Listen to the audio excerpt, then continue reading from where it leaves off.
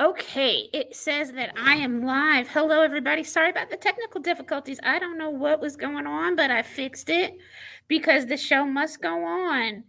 I'm just going to check. Hey, there we go. Let me share the live really quick, and then we can get to discussing about this book. Okay. Let's see. Who are we sharing this with?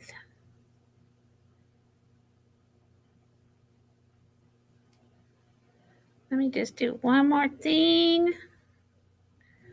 One last thing. We're going to do this. We're going to do this. And then I'm going to go over here. I hope everybody is having a good week so far. I am. Things are awesome over here. Let me just do this. Here we go. Okay. Hey, everybody, come and join me and discuss this awesome book by Sangu Mandanna called The Very Secret Society of Irregular Witches. Okay, now that is shared out. Oops, let me turn that down. We can't have the feedback. We cannot have the feedback. Okay, hello, everybody. Thank you so much for your patience. I hope everybody can hear me okay. Welcome to Lovely's Virtual Book Club. Today, we are going to be talking about The Very Secret Society of Irregular Witches by Sangu Mandanna. It's a really awesome book. I hope you guys had a chance to read it. Let me pop in here and share these screens. Let's see if it'll let me. Hey, there we go. Let me get that the page out of the way so you can see my little face. And actually, there we go. Okay, so today's book that we're discussing is called The Very Secret Society of Irregular Witches, and that is the author right there that you see pictured. Her name is Sangu Mandanna. Before we jump into this amazing book, I do have a couple of announcements to make. Let me see if it'll let me pop on over.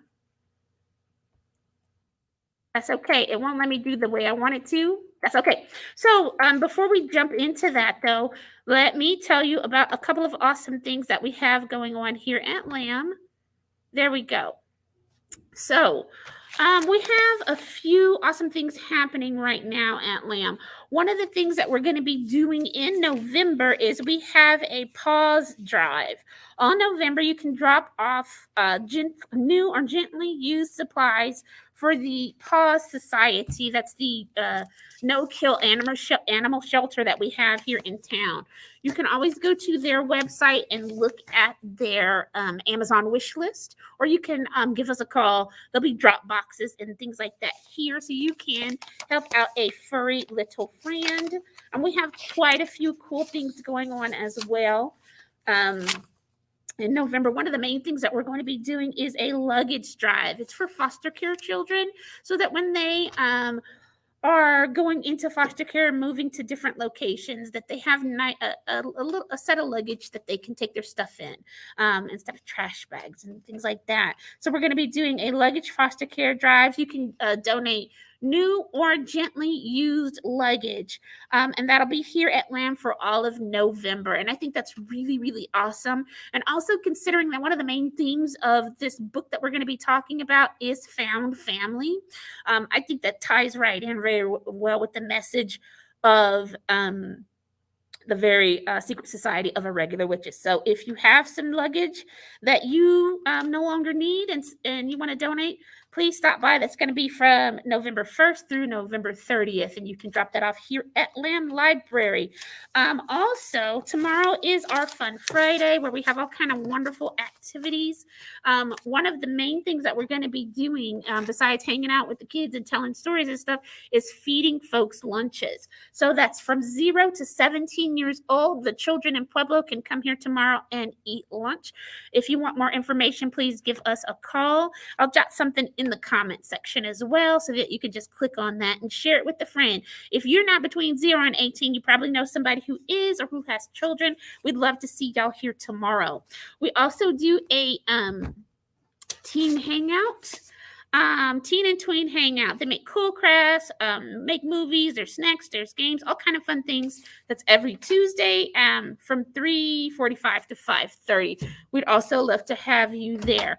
One of the other things too, we've got a lot of cool things happening. I will get to some more cool things because some of the announcements are about the next book club that we will be doing. But yeah, we'll talk about that in just a second. Okay, hang on. Let me put this here so that I will remember to come back to this when that time comes.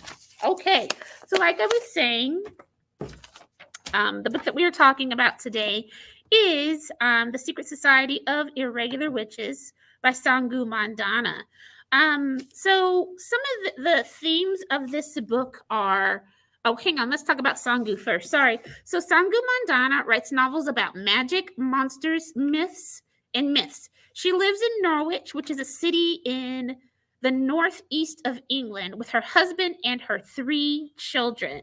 So let me just read the synopsis of the book, and then we'll jump into some of the themes. As one of the few witches in Britain, Mika Moon knows she has to hide her magic, keep her head down, and stay away from other witches so their powers don't mingle and draw attention. As an orphan who lost her parents at a young age and was raised by strangers, she's used to being alone, and she follows the rules, with one exception: an online account where she posts videos pretending to be a witch. She thinks no one will take it seriously, but someone does. An unexpected message arrives, begging her to travel to the remote and mysterious Nowhere house to teach 3 young witches how to control their magic.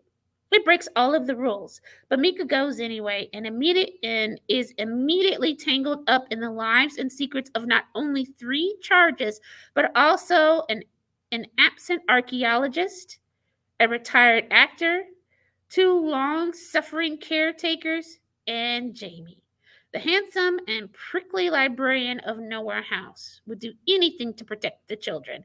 And as far as he's concerned, a stranger like Mika is a threat, an irritatingly appealing threat. As Mika begins to find her place at Nowhere House, the thought of belonging somewhere feels like a real possibility. But magic isn't the only danger in the world, and when peril comes knocking at their door, Mika will need to decide whether to risk everything to protect the found family she didn't know she was looking for. So, that is a brief synopsis of the book. So some of the themes that are found present in the book are found family, grief, acceptance, love, and belonging. There's a lot going on here, so let's jump into the discussion questions right now. Let me do this so y'all can see my face. There we go. So let's jump into the discussion questions. First off, we're going to talk just a little bit briefly about what is going on in the book.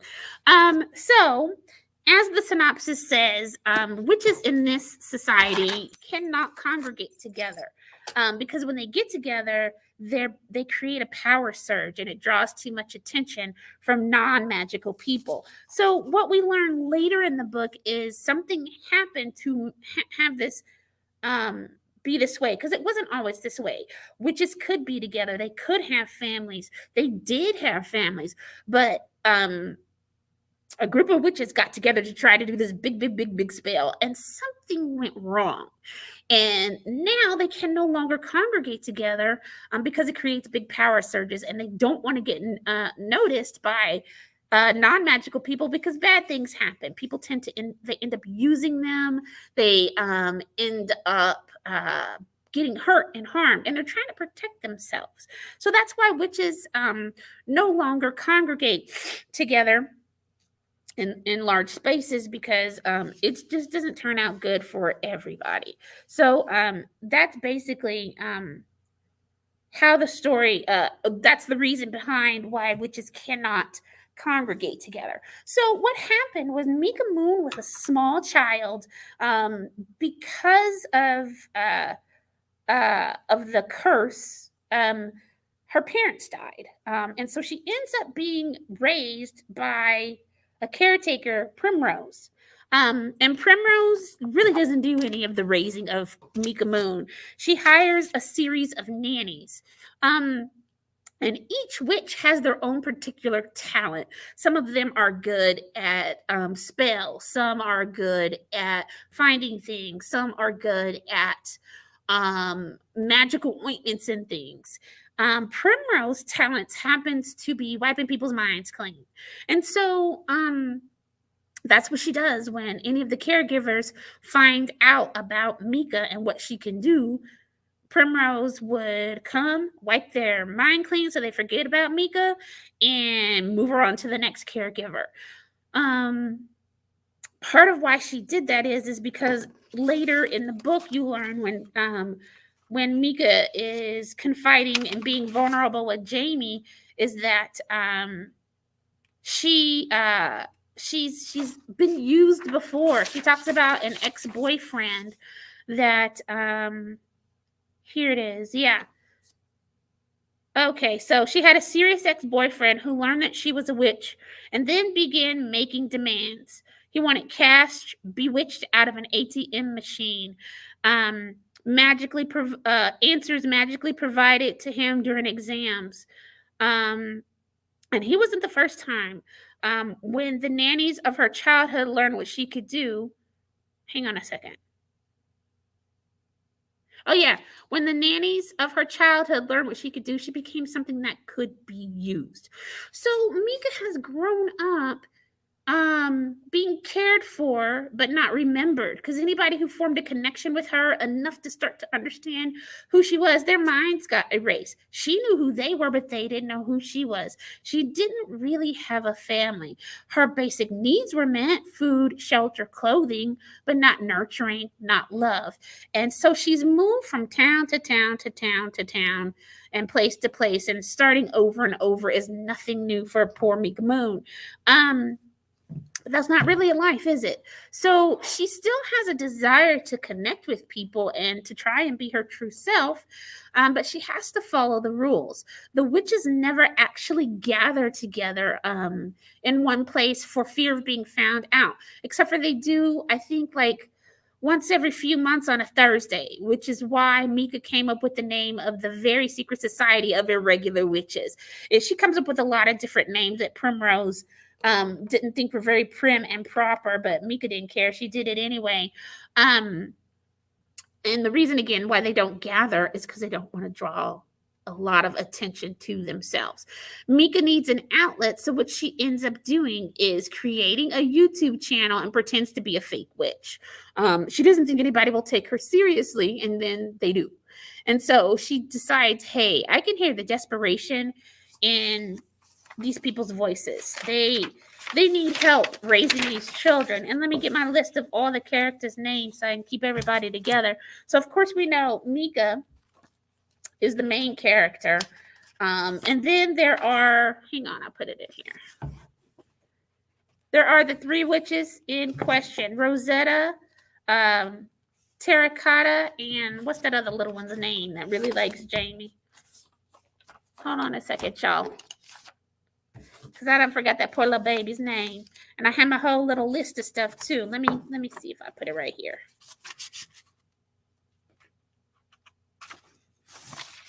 Nope. Where'd I put it? I'll remember that little girl's name in just a second. Some of the other here we go. Okay.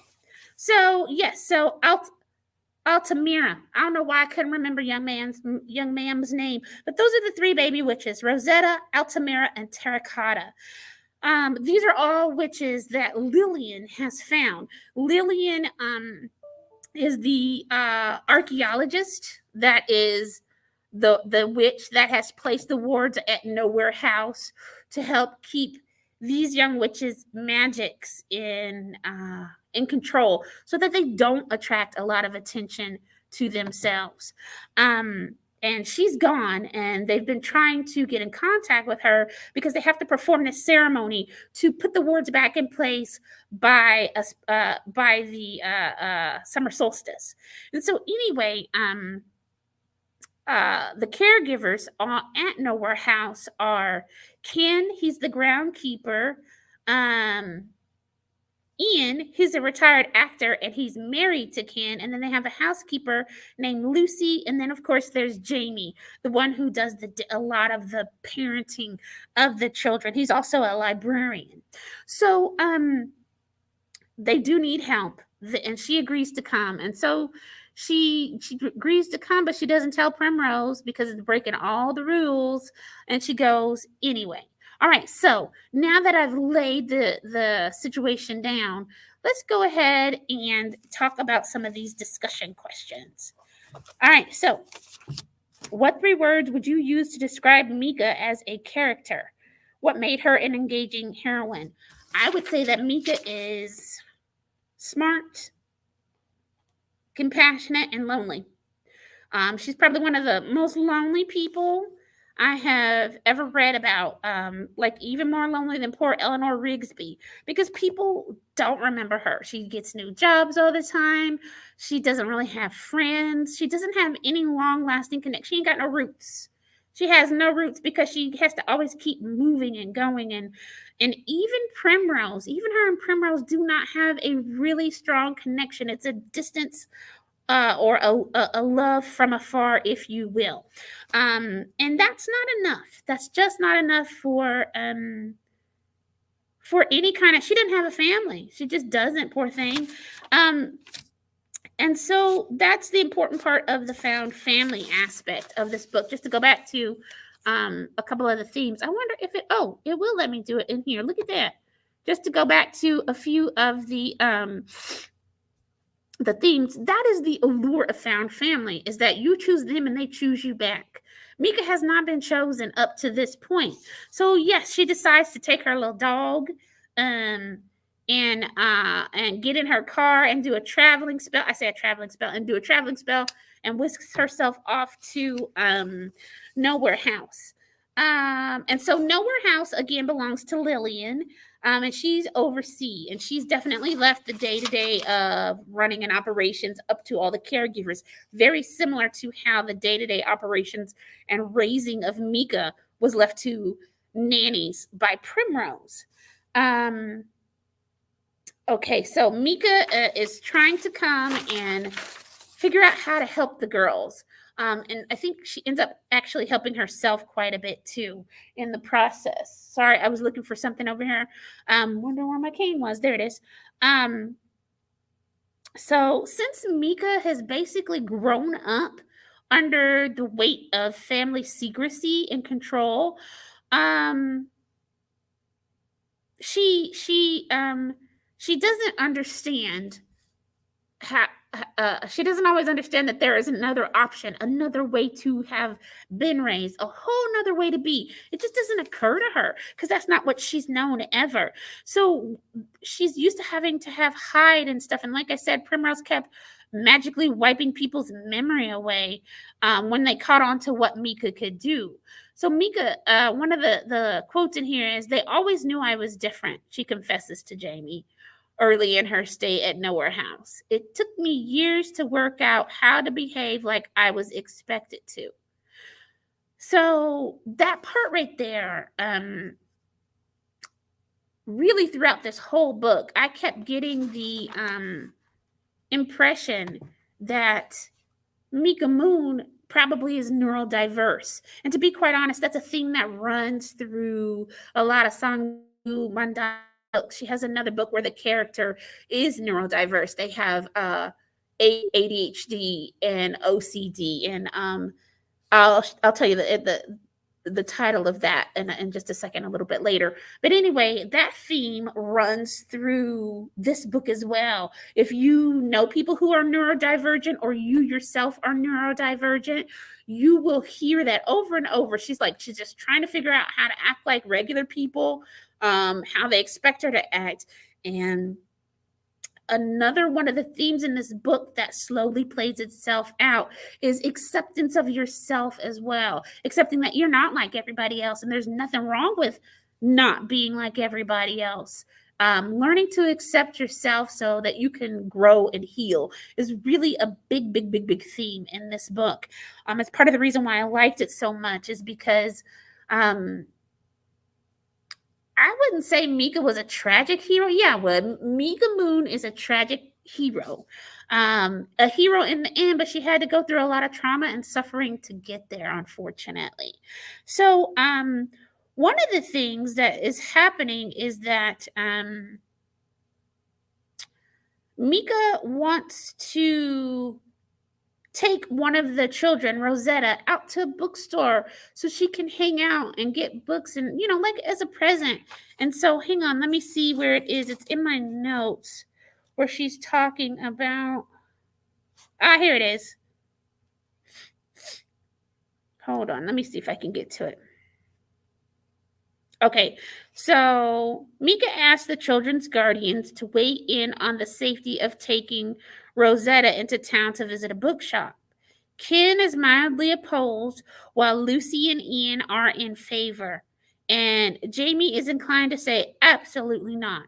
Ian points out that if Mika had raised the question after her 2-week trial period had concluded, she'd have been able to break the tie with a vote of her own, a point that Mika has obviously never considered. So Mika continues to look stunned, like it had never occurred to her that she might be considered a part of something. And Jamie found he violently hated. He was livid that she was so surprised by such a simple gesture. Hadn't she ever been treated with hadn't she ever been treated as anything but an outsider? And the answer is no. She has always been an outsider. That's why she just it doesn't occur to her that things could be another way. So she starts to learn from the folks at Nowhere House that it isn't the most that a person could hope for. You could be a part of something, connected with people, a part of something bigger than yourself, and have people who care about you and that you care about. And so she slowly learns that she can be vulnerable with the people at Nowhere House. There was something else before we move on to the next question that I wanted to talk about. Let me see. There's a bunch of different quotes that I have highlighted over here too. Hold on a second. Let's go to the let me see if I can't find it, and then we'll go to the next question. Let's see.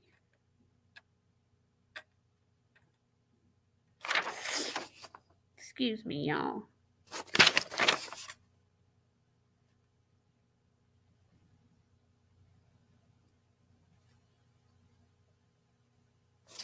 All right, so we're going to move to the next question. All right, so prior to coming to Nowhere House, Mika lived a lifestyle that meant she never stayed long in one place. Why do you think she chose to live her life like that? And how do you think that changes over the course of the book?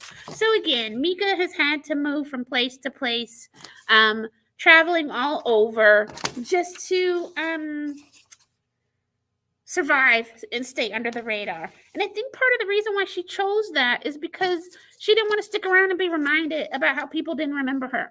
She didn't want to stick around and be reminded that nobody thought her life was worth comment, besides Primrose, who she only saw, on every other occasion. She couldn't even really form close bonds with the other witches who did know about her secret, for fear of them gathering in one spot would cause problems for everybody else. So I think part of the reason why Mika Moon moved around so much is because she didn't want to be reminded in every waking turn of how she didn't belong. She could at least she could pretend and have the visual pretense of, this is a new place, this is a new job, and that's why I don't have any friends, and that's why I don't have any deep, long-lasting connections, and that's why I don't, you know what I mean? I think it was all a part of a glamour, to keep it within the magic framework of terms. I think it was all part of a glamour to keep her from having to pay attention to how sad she was about not having a family, not having any deep connections with people around her. Oh, I know where that quote is. And that had to be really hard for her because she talks about what it means for her being a witch. And it says it right here.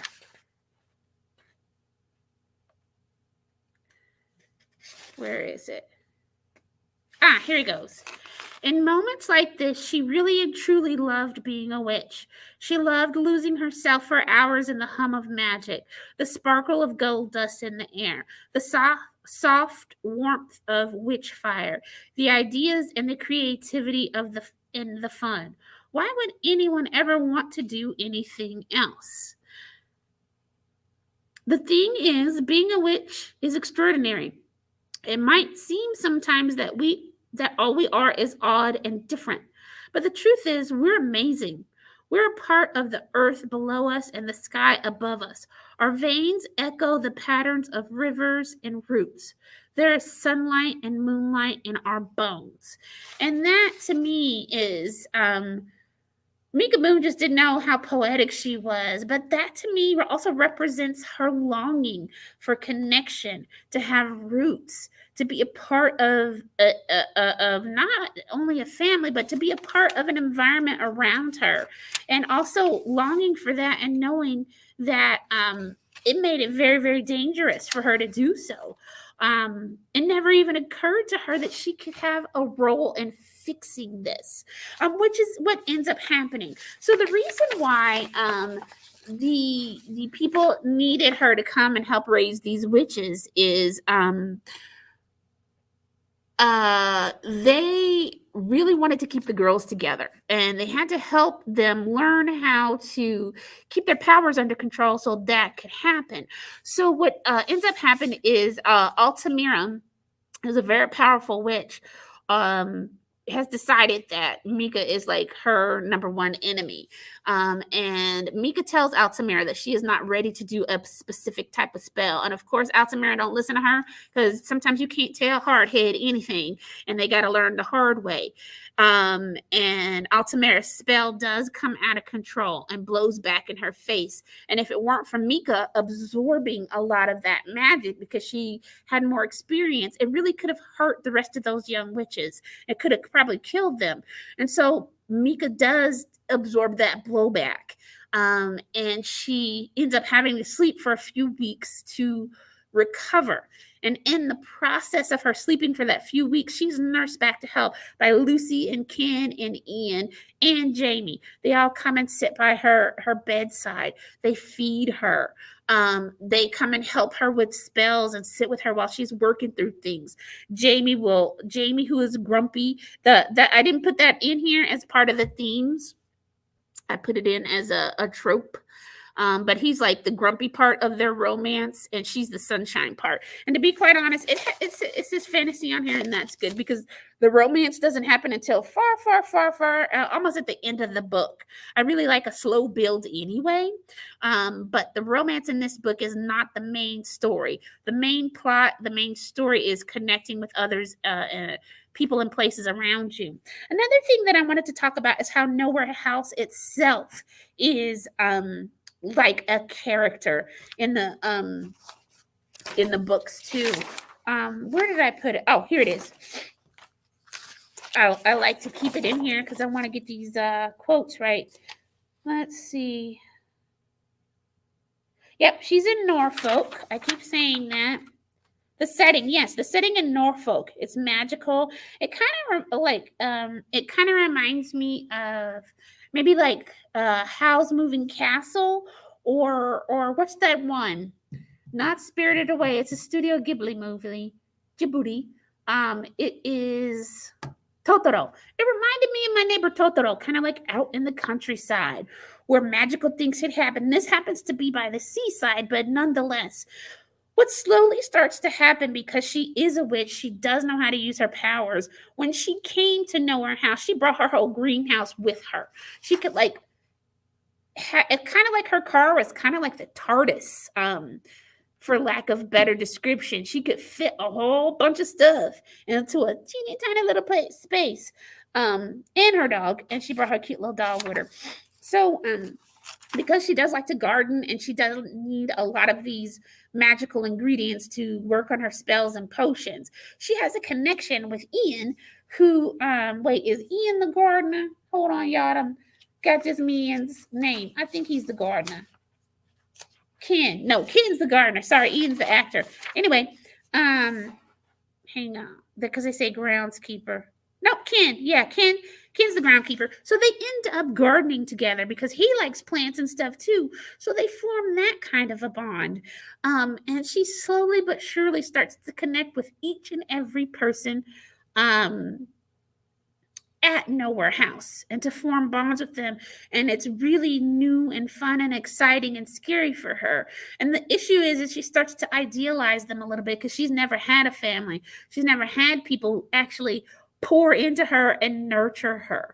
And so when we find out that there is a lawyer who is coming to take that house away from them because he thinks something's wrong, and he is correct. Edward is his name. There is something going on. They are not telling Mika Moon the whole truth. So come to find out, the caregiver Lillian is dead, y'all. I am so sorry if y'all was not ready for some spoilers. I should have said spoiler alert. But she's dead, and that's why they keep trying to stall the lawyer, is because they can't. She ain't coming back, not from the dead. She ain't. And so they finally tell Mika, hey, Lillian's dead. She's not coming back. We are so sorry we lied to you. We thought if we told you the truth, you wouldn't help us, you wouldn't stay. And so that causes Mika to question everything. What else were you lying about? Are we really friends? Are we really family? Do you guys actually care about me?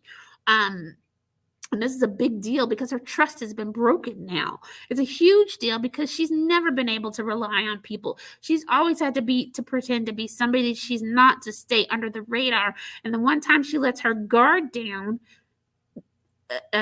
she finds out everybody's been lying to her, like everybody. So that was really hard for her. She leaves and goes back home. Anyway, Jamie ends up going to go get her. Hang on, let me get back on the question topic because we've only gone through 2 questions and I've been talking for a little while.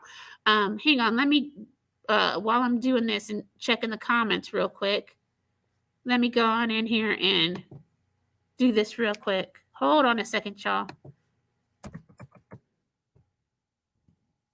Because I told y'all I would put that information here. Hold on, ways to give.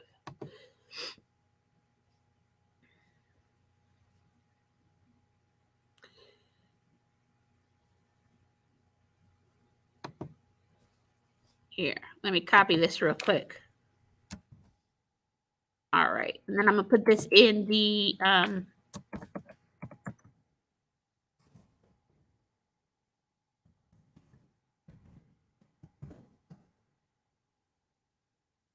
oh, sorry, y'all.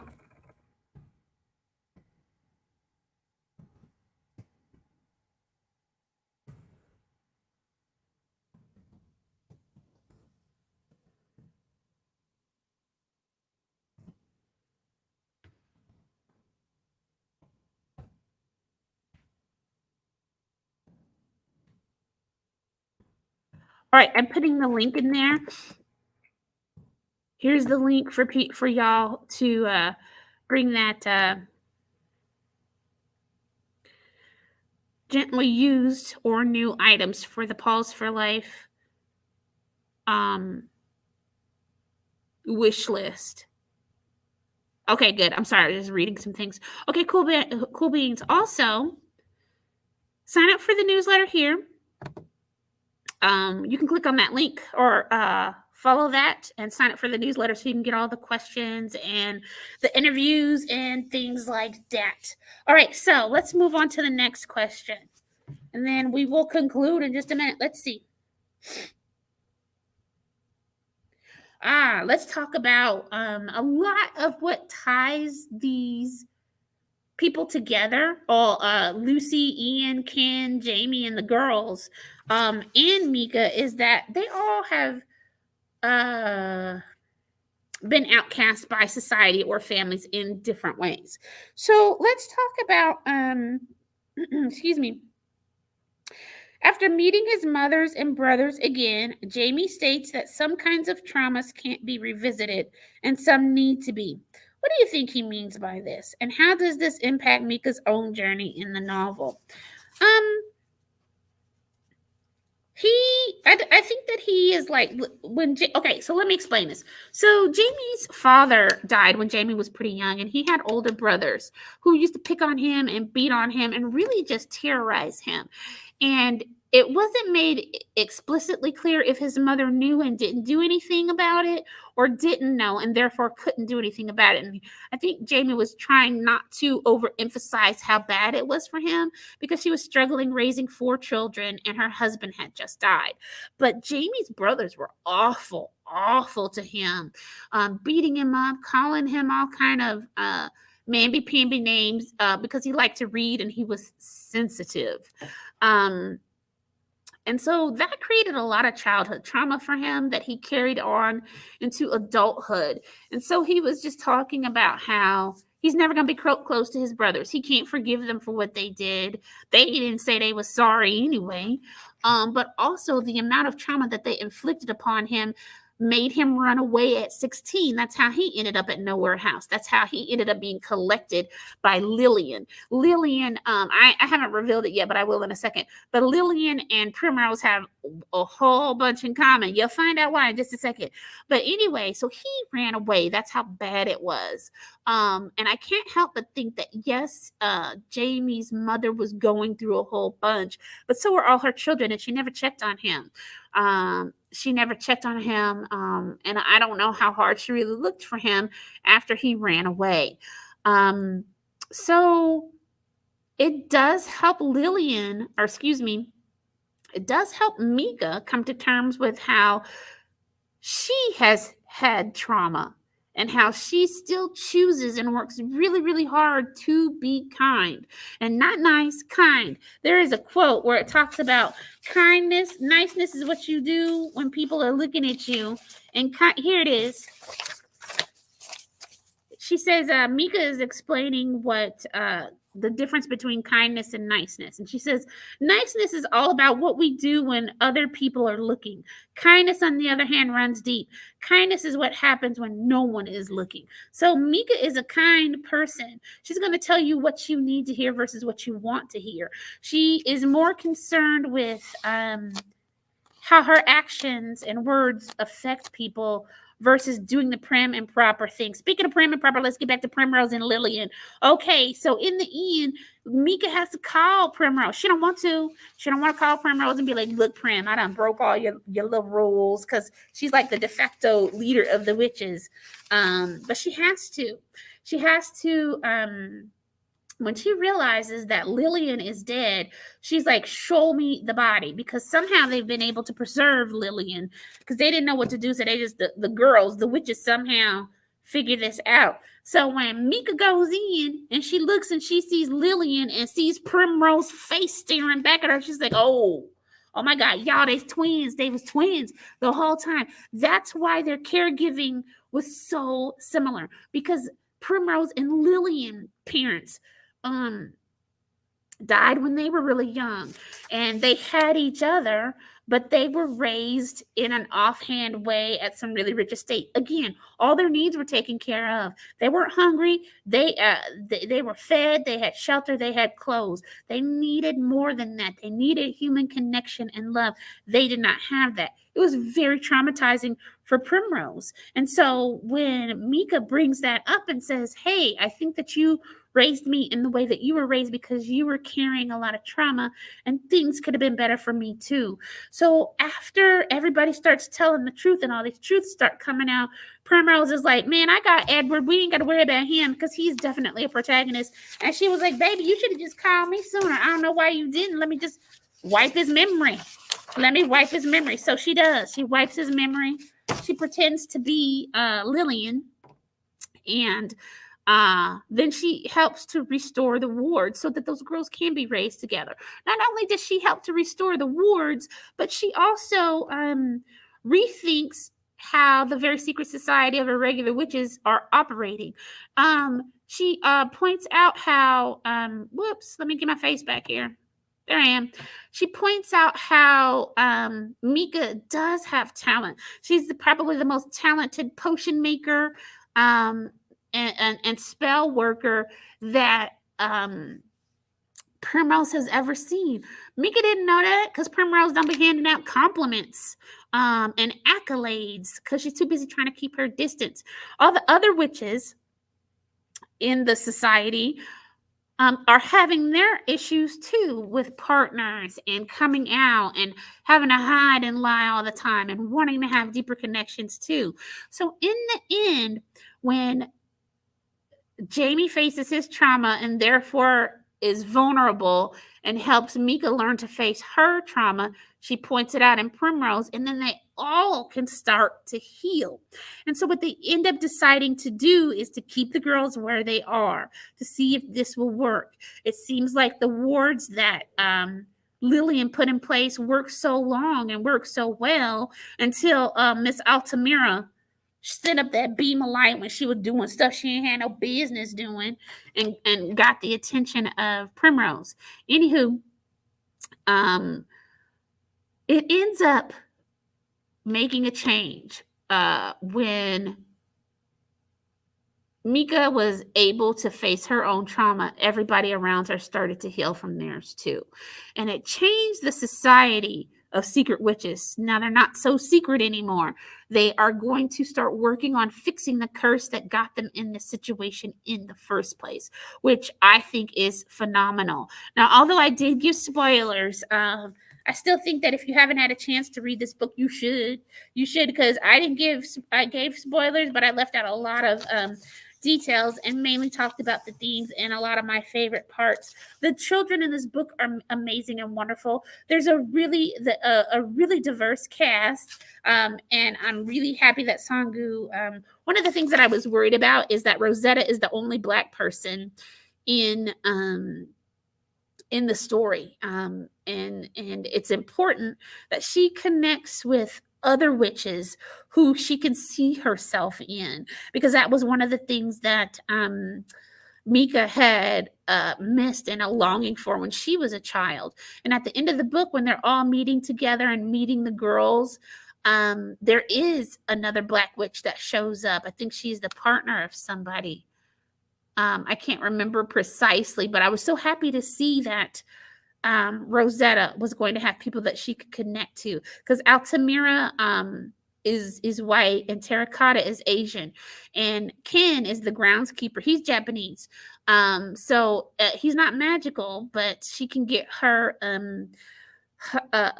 connect with him on a heritage type of level that is more about ethnicity versus magic. Although there's other magic Asian witches too. There, Mika Moon sitting right there. She Asian, and they could connect together and magic in that way. Anyhow, that was one thing that I was reading, and I was like, oh, poor Rosetta. Guess what? That's how I get to mention my granny, because my granny's name is Rosetta. Y'all know every chance I get, if I can work my grannies into this story, then that's what I'm going to do. And one of my grandmother's name was Rosetta, and she practiced a spirituality that was ancestor worship. It's called hoodoo. We've talked about this before.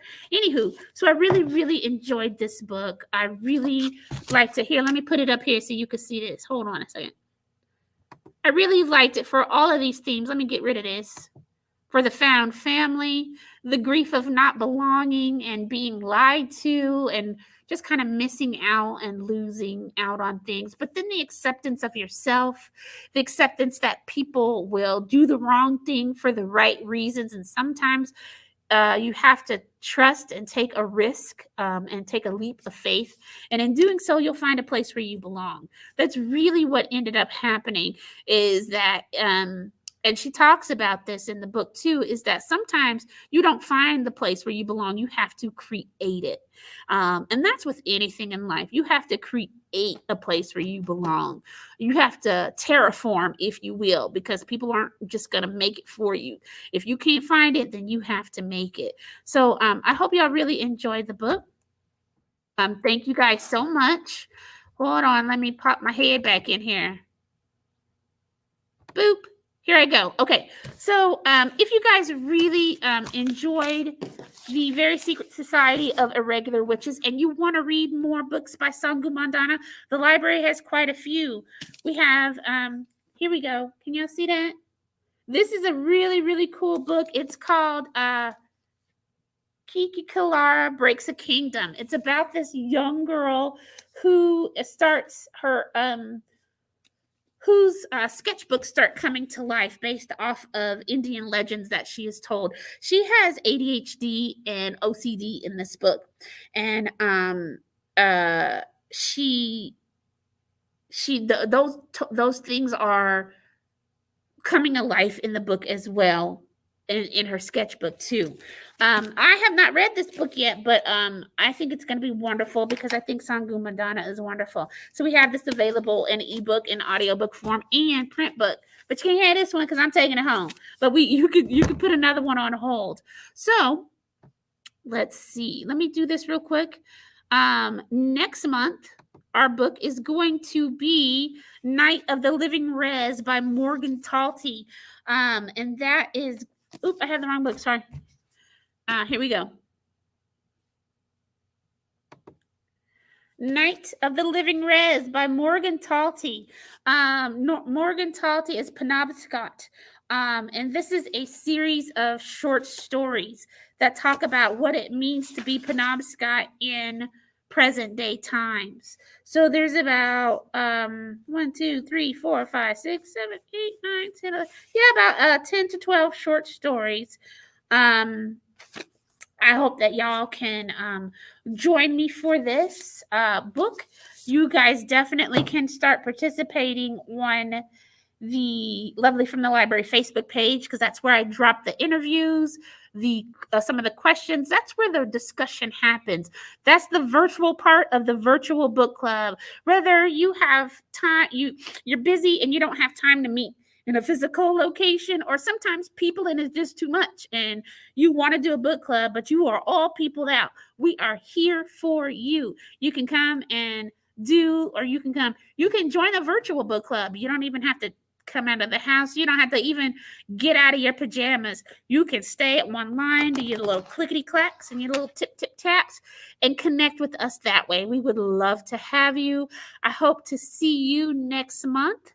And I hope you enjoyed this book. Please let me know below. I always double check on the Lovely from the Library Facebook page. That's where you should be leaving your comments, because that's the one that I check the most to talk with people and to answer any kind of questions. Again, sign up for the newsletter, because that is where you will be finding out what we're going to be reading all of next year. That's where we have our discussion questions, interviews, and things like that. I post them on the Facebook page, but you're going to get them here first. So you get them all at one fell swoop. And I hope that you guys enjoyed this book this month. And I will see you again next month. Goodbye.